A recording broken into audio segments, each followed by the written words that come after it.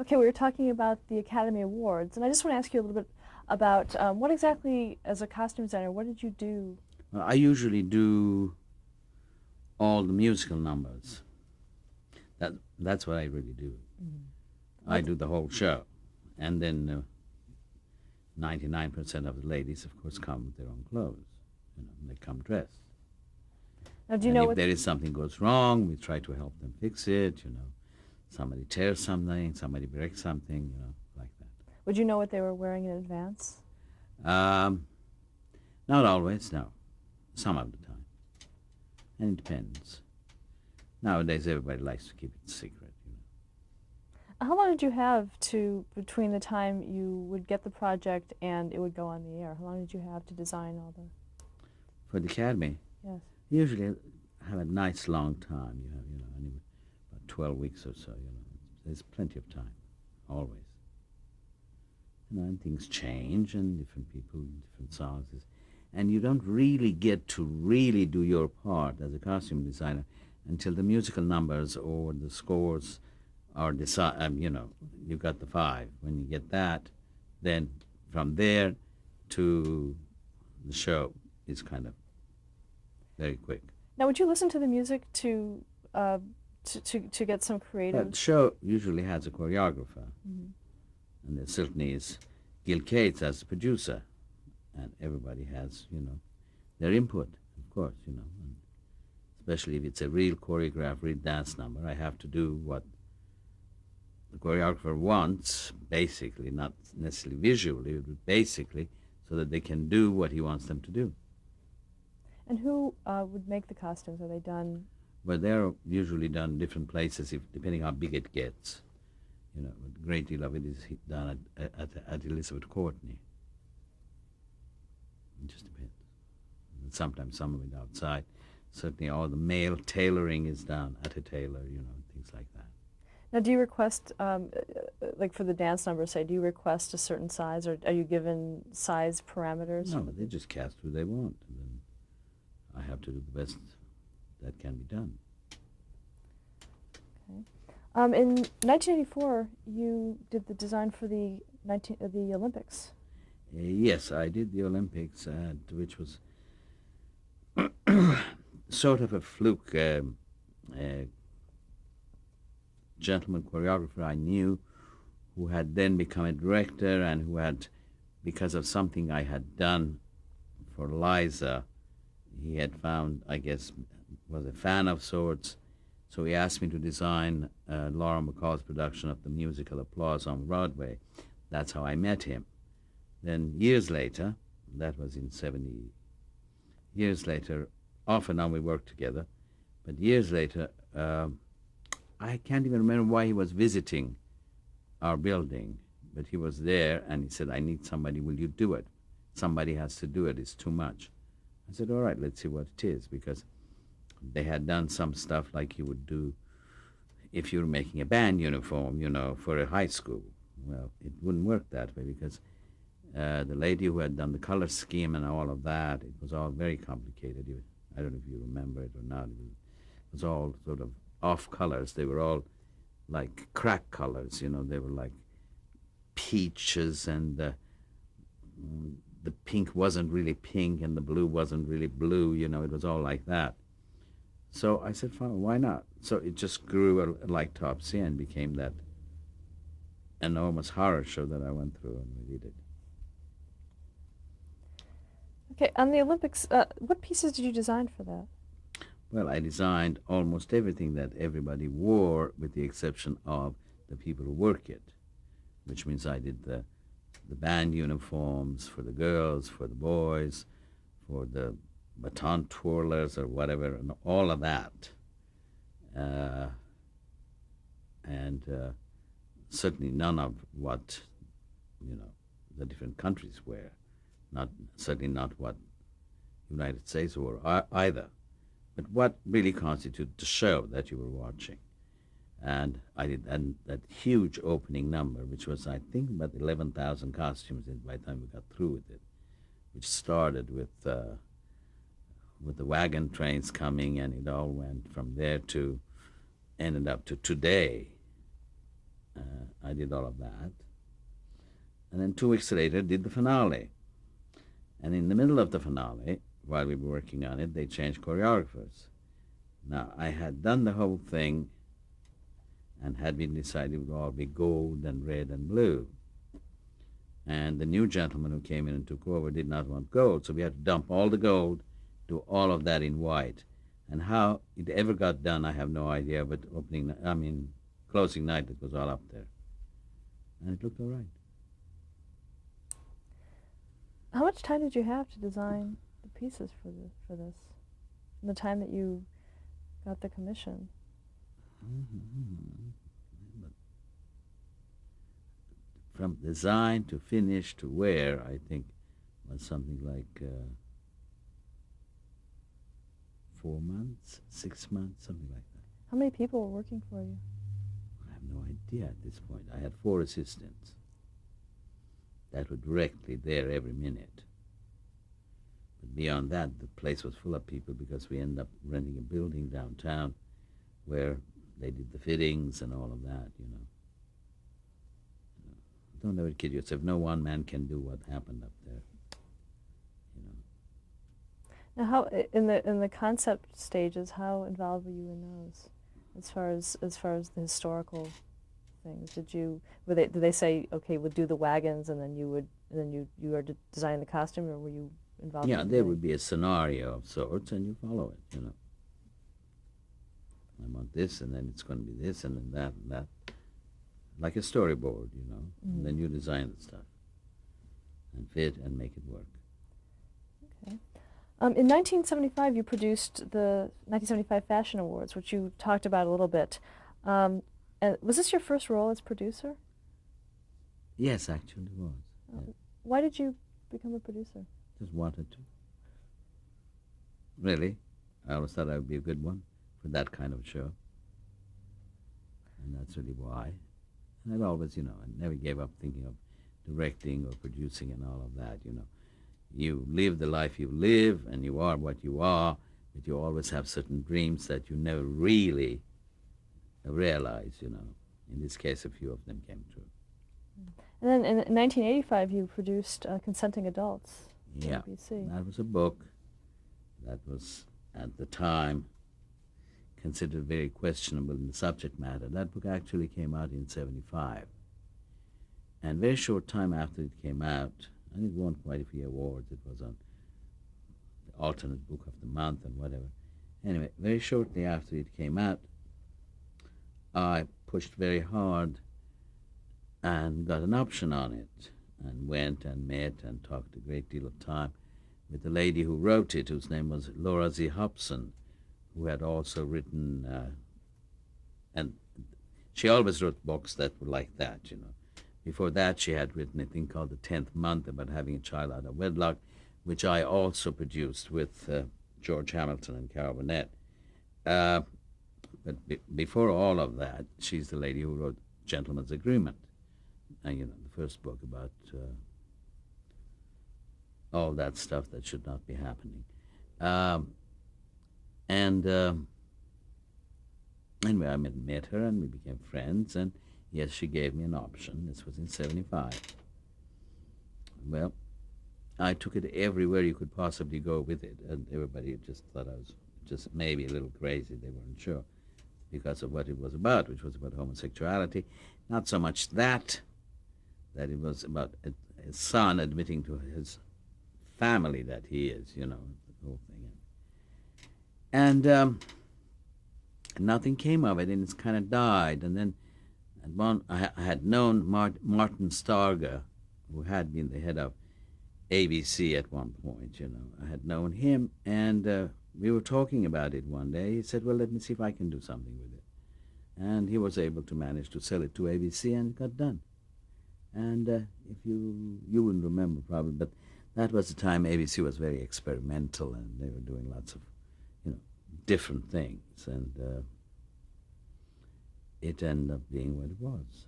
And really, I hope it helped a lot of people. I know the book had. I hope the picture did. What kind of response did you get? Wonderful. sort of incredible, actually. Okay, and now let's talk a little bit about what you're doing today. What are your current projects? Well, I'm not really doing much of anything as such. What I'm doing is I certainly run Elizabeth Courtney, and if Gil does the Academy, I'll be happy to do it, just depends. And beyond that, uh, in partnership with Masamaki, I've been involved in some licensing things, and I mostly spend my time on that. That's where we are now. And you've also designed for some nightclub acts as well. Oh, lots of them. I mean, the first one I did was for Juliet Prowse, actually. She was on a show called Highways of the Sky or something like that. Some musical special. I can't remember the name of it. Anyway, and I did what I did, and we did the show and all that. And there used to be a restaurant on Sunset Boulevard called Cyrano's. I was sitting down having dinner with a friend, as a matter of fact, the young lady who had been assistant on the show.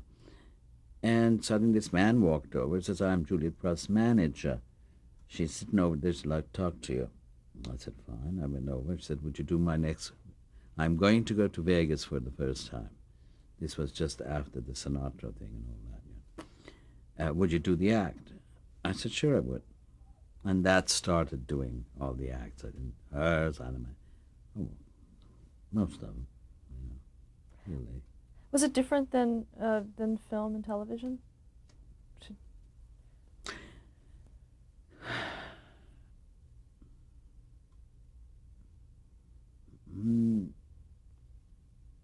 Not for me, but maybe less confined, less having to follow the rules. What kind of rules did you have? Pardon me? What kind of rules did you have? Well, I mean, I could put Juliet Prowse in a thing that was about that big there, and this big here, and this big here. Couldn't very well put that on television, could I? That's what I mean with not following the rules, And you're much freer. Did you have a lot of censorship issues like that when you were working in television? Not a lot, but there was always some, Yes, there was. You tried not to pay attention, or you tried to lie. And how would you do that? Just by lying. Oh, and then just let it go. No, I mean, it's 2:30 in the morning. We're doing a thing called Arabian Nights, and it was a musical sort of a fantasy, It's 2:30 in the morning, and I've got the girls lined up for the harem, and they're all going to dance, and they're all cut to here because that's where it looks right. It doesn't look right up here. So, big scene because everybody's navel showed, just like as if, anybody was born without any. So, you sort of go back and forth and argue, and then just got a whole bunch of jewels and glued them all in their navels, so they had no navels. When was that? What year would you say that was? 60, I can tell you exactly that one, strangely enough. 61. Have you noticed that it's lightened up a lot since then? That's an understatement, don't you think? I mean, who pays attention to anything? Okay. And I'd also like to ask you some questions, just looking back on your career, and what do you think makes an excellent costume design? Design or designer? I'll ask you both, and I was starting with design. Well, I think an excellent costume design is that which serves its purpose to the best possible degree, gives the actor the character, helps the actor grow into that human being, and to be able to, it helps the audience to be able to look at that and know what the hell it is they're looking at, That is the best costume, when it really serves as that complete thing that gives you all the information you need to have. Have costumes, like you were saying, have costumes evolved with characters? Have there been situations where you'd actually change a costume as the character came through the actor? I suppose that does happen. I haven't had anything like that really, but I would think it would, you know. You make changes in the fitting and all of that, you know. But it's not so much always the character as much as it is that it just doesn't look good. You know, it's things like that. Okay. And now I'd like to ask you what makes an excellent costume designer. Oh, I suppose, well, having talent always helps, you know. And beyond that, I think, you know, unfortunately, you have to also be a good politician. And you have to be able to keep people below you and people above you happy. But basically, you know, anybody will put up with talent. If you can really do it, that's what it's all about. And who do you think, aside from yourself, I don't think, I don't think anything about myself. Are But, some of the best costume designers working in television today? in television working today, I wish I could help you. I really can't. I don't know. Are there some from the I past? really don't. I think Bob Mackey is very good. I think Red Turner is very good. I think Pete Menifee has done some wonderful things. Bob Turturici has done some nice things. But in general, I don't really know, you know. I really don't keep up with it. It's hard to say. What advice? There's also an enormous amount of bad work being done in television. What- Awful. But I don't know who does those either, so it doesn't matter. What to you constitutes bad work? Well, it's ugly. Fair enough. What advice would you give a young person about going into the profession? Well, I would think that you would have to be sure that you're very good. I would think that you should be able to draw, and draw well, and have enormous amount of tenacity because they're coming out of the woodwork. There's so many, you know. And there are more costume designers than there are jobs. So the only way, you have to be very good. And how has television influenced the fashion industry? I think I said that earlier when I said to you there were 52 million homes watching Carol Burnett, so you take it from there. Yeah. And what do you think is the most important thing? Obviously, Cher caused everybody go naked, you know. There was a while that you could never buy a halter top, for example, seriously. And then suddenly, she happened, it was an accident, 4 or 5 weeks in a row she had a halter on. Halter top became the thing to wear. It's just like that, you know. Are costume designers aware of that when they're creating? No, I don't think so. I don't think they sit down and say, now I'm going to draw something so that when it's on camera, everybody will see it and therefore they will copy it. No, I don't think anybody does that. What do you think is the most important thing for designers today to know? How do you mean? That's a very dicey question. What really makes, you know, a good costume designer as far as what knowledge do they need to bring to the table? Well, basically they should bring great knowledge of history, of costume, which most of them don't, and be able to read and understand the character and help the actor to realize the character visually that she has or the director has in their mind. And how would you like to be remembered? Couldn't possibly answer that. I have no idea.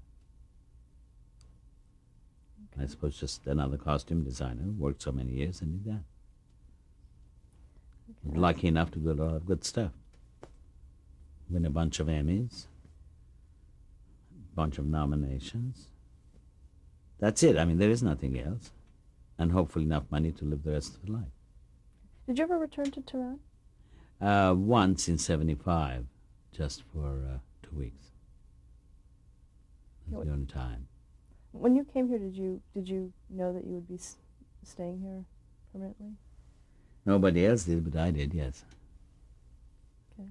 I'd like to ask you, I'd like to give you some names of people that you've worked with, and maybe if you can give us a quick impression I'll try. or a description of them. Shirley Temple. Absolutely wonderful. More professional than anything. And least trouble you could be. Diana Ross. Diana is Diana. Again, I think Diana is enormously professional. You can ask very little because whatever you do for Diana looks good. So if there's any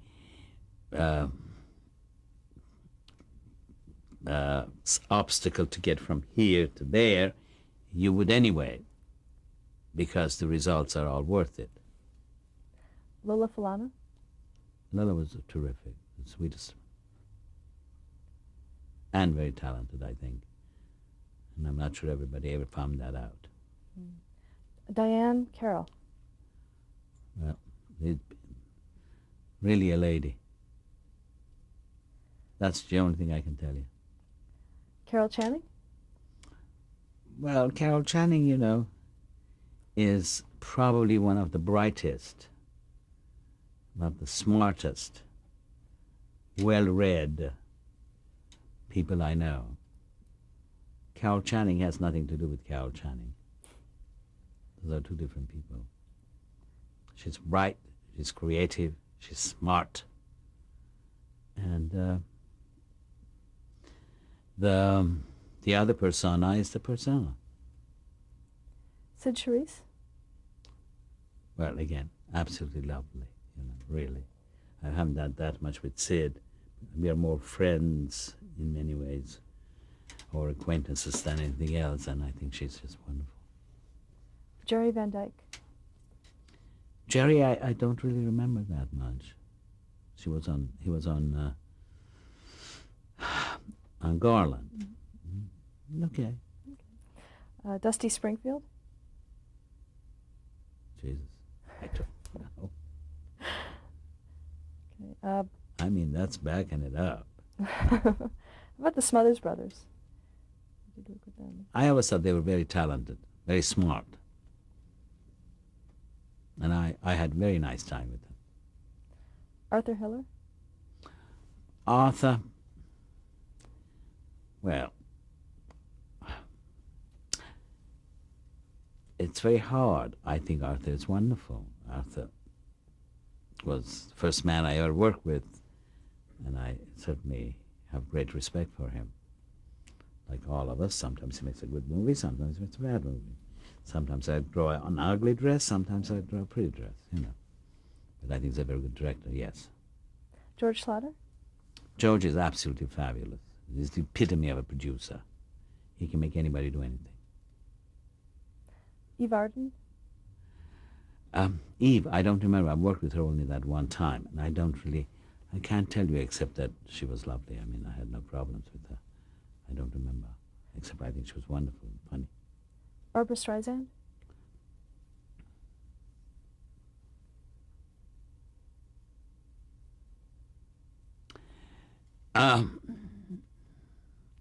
Barbara is worth all of it. She's worth it. Tony Sharmali. Well, Tony is terrific, you know. He's a very, in many, many ways, a very, really creative director, choreographer, and he brings stuff that you don't think of doing, you know, and all that. Mitzi Gaynor. Mitzi is terrific. Mitzi is wonderful. Mitzi works harder than any dancer I know. She's just wonderful. Norman Jewison. He's okay. Norman and I have known each other for many years. He's fine. He certainly has directed some fine films. Doris Day? Doris is just an absolute, really a delight in that, very professional, very on time, very correct, very ready, and you better do the same. Angie Dickinson? Well, I had only one picture of that. Jan, she's very sweet. She's lovely. Nice. I have really had I can't really say something terrible about anybody. I've never had it. I know other people do, and I don't know why. I remember somebody saying to me, I was assigned to do a Milton Berle special, and the people who had been doing his series carried on so how difficult, how impossible, running, carrying, pushing, pulling. It's the nicest gentleman I ever worked with. I had no problem. I didn't know what they were talking about. Carol Burnett? Well, she's an angel, what she is. Danny Thomas? It was okay. It was all right. Worked very hard. And very appreciative for what you did. And Bob Mackie? Well, Robert, I call him. Bob is... well, the only thing I can really say is he is a great deal better than anybody thinks he is. And since everybody thinks he is quite wonderful, then you can imagine what I think. Okay, well, thank you very, very much for sharing your story with us. It was my pleasure. I hope I didn't make a horse's ass out of myself, but anyway, that's it.